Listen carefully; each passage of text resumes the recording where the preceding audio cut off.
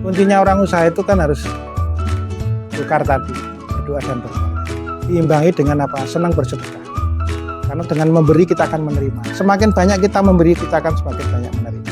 Maka saya beri nama talang berkah jaya. Kita semakin menjadi talang berkah, kita akan semakin jaya. Itu harus pede.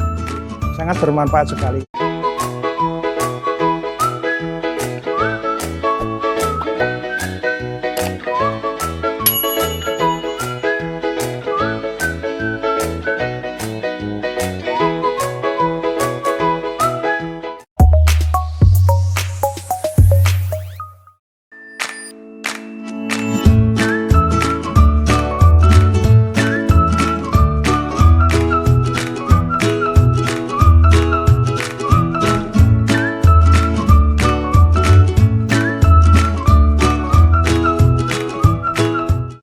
Perkenalkan, nama saya Francisco Saverius Sublimo Prayogokastu sebagai owner Mirsi Cap Dokar yang beralamat di Dusun Guntur Geni, RT 01, BK 7, Kelurahan Poncosari, Kapanewon Ceranjaan, Kabupaten Bantul, Yogyakarta.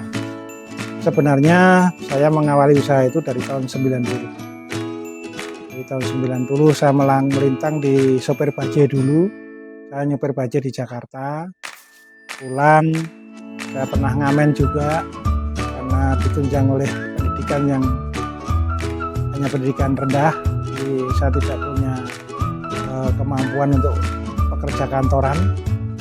Setelah saya mengalami dari sopir bajai di Jakarta, pulang dan ngamen, terus dagang sembako, itu saya dagang minyak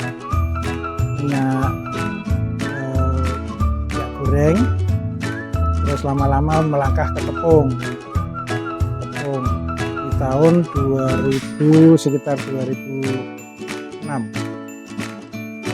itu saya sudah melangkah ke tepung, dan 2006 gempa itu semua pelanggan kerupuk saya pada mengalami hancur rumahnya, sehingga terinspirasi saya untuk dagang kerupuk mentah.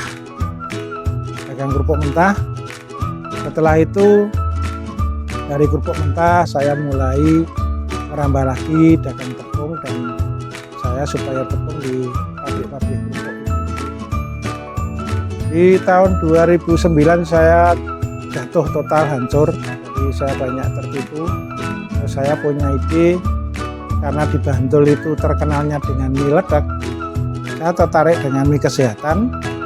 Nah, di sini saya punya inovasi untuk bikin mie resik, yang proses pembuatannya bisa dilihat di YouTube itu. Bagaimana mie ledak itu proses pembuatannya, bagaimana mie resik itu proses pembuatannya. Jadi di sini pembuatan mie resik itu semua kita usahakan untuk dari segi kebersihan, dari segi peralatan, itu kita usahakan ya resik. Saya namakan Mirsi Cap Dokar. Dokar itu kepanjangan dari doa dan karya. Karena di saat saya jatuh itu kita hanya bisa berdoa dan berkarya untuk bangkit lagi. Setelah mengalami jatuh bangun, itu saya mulai bangun tempat ini. Bukan tempat saya masih dipinjami. Lahan ini dipinjami. Saya bangun di 3 tahun karena saya hanya nyicil. Saya dagang, punya untung, saya nyicil nyetak batako, terus pas nyuruh tukang pasang, nanti cari lagi keuntungan, beli lagi gitu, sampai berjalan 3 tahun, sampai 2014 itu di sini baru bisa saya buat uji coba bikin Mirsi. Modal awalnya non tempat usaha itu hanya sekitar 60-an juta untuk beli bahan bakunya. Kalau mesin-mesinnya kita kan semua merangkai sendiri, jadi bisa diteken. Mesin dari slenderan itu saya ngerangkai sendiri. Tapi mesin press juga bisa beli di Loaan, terus saya setel, saya rangkai sendiri. Bahan bakunya bikin mie ini adalah dari tepung tapioka dan tepung cassava atau tepung gaplek. Itu semua bisa dibeli dari lokal ataupun dari Lampung. Jadi produksi dalam negeri semua. Kenapa saya milih-milih bahan seperti itu karena bahan ini kan sudah merupakan gluten free. Jadi memang sangat dianjurkan sekali untuk mengarah ke kesehatan. Ini yang mendorong saya untuk semangat bikin mie resik. Jadi proses pembuatannya itu dari tepung cassava atau tepung gaplek itu kita cuci dulu. Kita cuci, kita rendam, kita silir sampai air sirkulasi ya, sampai bersih. Itu setelah bersih kita tiriskan. Setelah kita tiriskan, kita masukkan ke mesin mixer atau blenderan. Itu kita campur dengan tapioka dengan takaran tertentu. Setelah itu kita masukkan ke mesin kukus dengan peralatan kita kasih tempat ke peti stainless. Kita kukus, setelah kita kukus kita masukkan ke mixer lagi, kita campur dengan tepung tapioka yang mentah. Setelah sampai ke kekenyalan yang sudah kita perhitungkan, baru kita press. Nanti keluarnya buliran-buliran itu untuk mie itu. Setelah itu kita kukus lagi sampai matang. Setelah dari pengukusan itu kita tiriskan sekitar 9 jam ya. Setelah kita tiriskan, baru kita cuci, kita cetak seperti yang di belakang, bisa dilihat di belakang itu.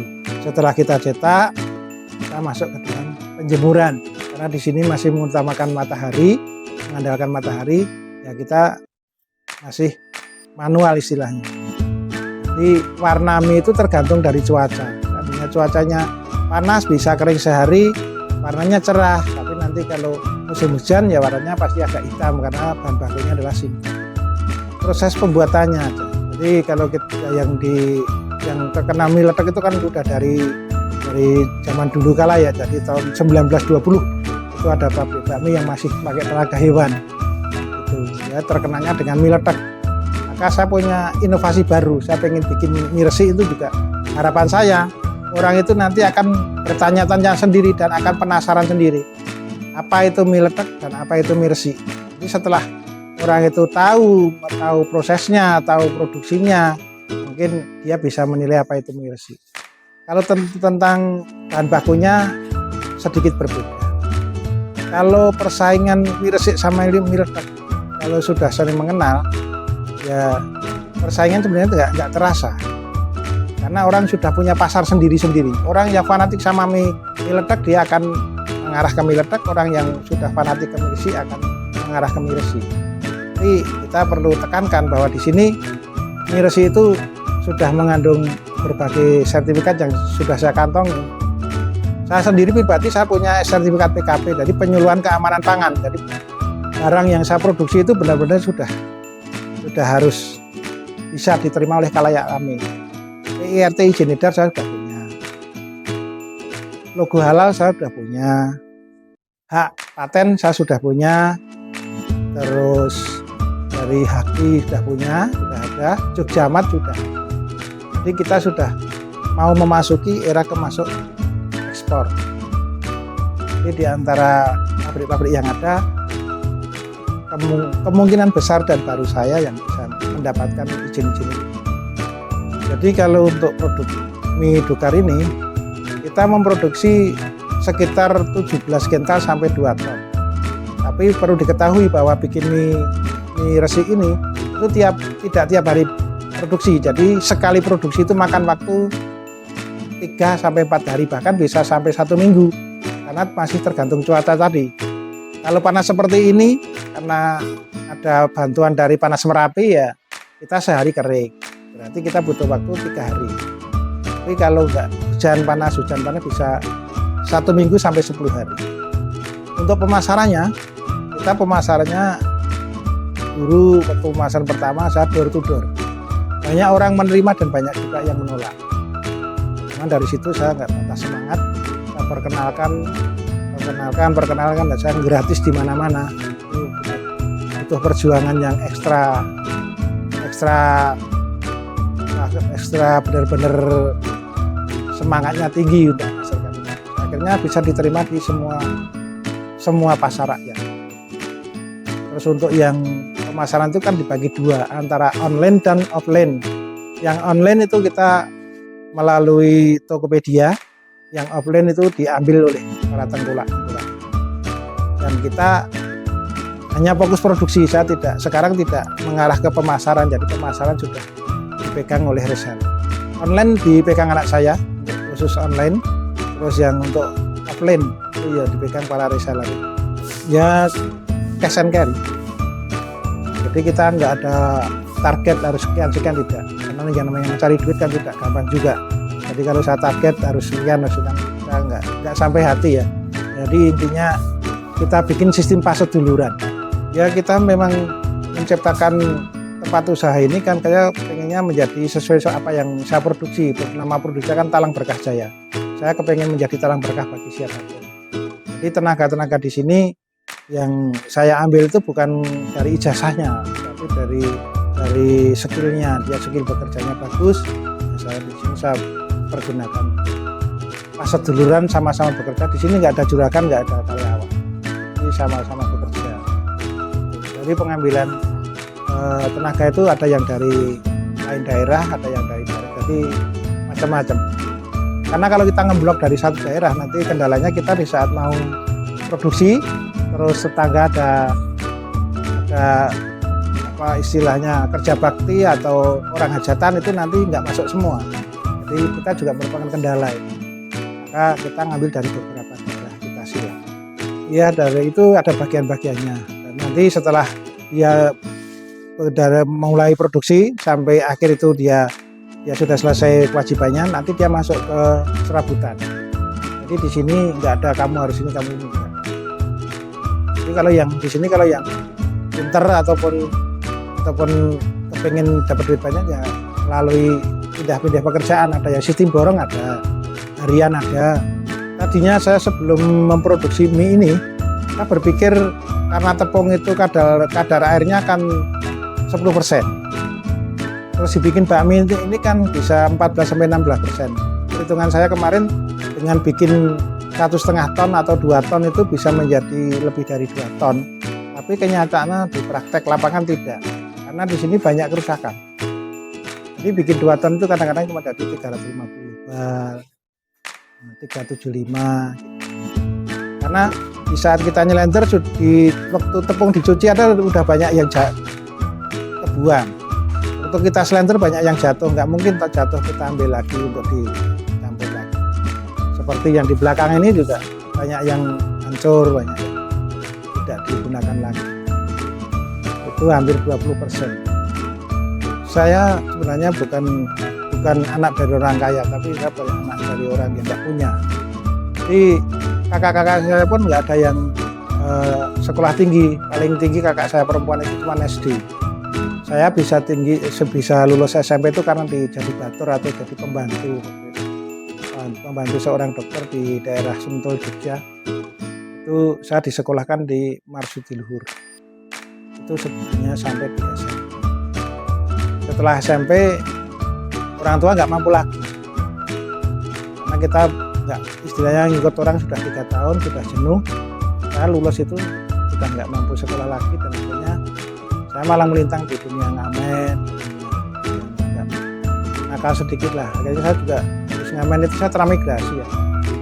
Saya ke Palembang transmigrasi. Inspirasi untuk bikin mie itu saya sudah punya keluarga. Saya kan nikah itu tahun 90.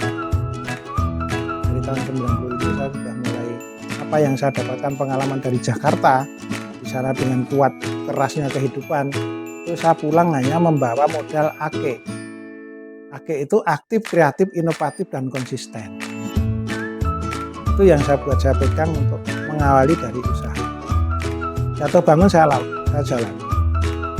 Dari ukuran kilogram sampai ton itu perjuangannya juga ada. Saya selalu mengikuti prosesnya. Jadi orang kalau melihat saya berproses tentu tidak heran kalau saya melihat seperti ini, tapi kalau tidak siap melihat waktu prosesnya juga tidak siap pemajunya. Jadi prosesnya itu memang lama. Sekarang ya 2 tahun. Tapi nanti saya ada inovasi baru. Itu kan saya udah ngerangkai mesin itu. Rangkai mesin sama boiler itu seandainya sudah terpasang itu bisa 5 ton sampai 7 ton. Kalau sekarang tantangannya kan saya harus menegakkan ekonomi kembali setelah pandemi. saya tuh dari mulai bikin bakmi ini, tanah ini kan bukan milik saya, tapi dipinjam. Itu sekarang sudah semua terbeli. Tantangan yang paling istilahnya menyakitkan itu nggak ada, selagi tidak kita rasakan gitu loh. Ya namanya jatuh bangun, suka dukanya kompetitor itu pasti ada, tapi kalau kita kepengen jadi juara kan harus ada kompetitor. Jadi kompetitor itu merupakan penghiburan, jangan dianggap kompetitor itu musuh. Kalau kita menganggap kompetitor itu musuh, kita malah nggak fokus. Jadi saya terlalu fokus, ibaratnya kita naik mobil, jangan tengok kaca spion tapi tengoklah kaca depan. Di depan itu ada suatu tujuan, yaitu keberhasilan. Jadi ini kuncinya orang usaha itu kan harus tukar tadi, berdoa dan bersabar. Diimbangi dengan apa? Senang bersedekah. Karena dengan memberi kita akan menerima. Semakin banyak kita memberi, kita akan semakin banyak menerima. Maka saya beri nama talang berkah jaya. Kita semakin menjadi talang berkah, kita akan semakin jaya. Itu harus pede. Sangat bermanfaat sekali. Seperti kunjungan-kunjungan itu memang itu juga dia pastinya tidak akan kesini sendiri tanpa tuntunan roh kudus atau roh suci, ya dia juga dituntun untuk kesini untuk menemui saya, istilahnya gitu, untuk melihat kinerja saya. Jadi ini salah satu strategi pemasaran. Kalau saya masuk TV berapa ongkosnya? Kalau saya istilahnya dengan mengundang anak-anak seperti itu, berapa mulut yang dia akan ceritakan kepada orang lain? Di situ harus saya tumpangi dengan cinta kasih. Saya setidaknya bisa memberi rasa dia nyaman, memberi dia rasa puas. Dan saya selalu enteng untuk berbagi.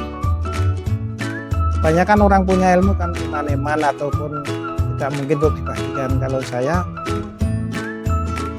berusaha untuk berbagi. Karena hidup itu harus menjadi berkah.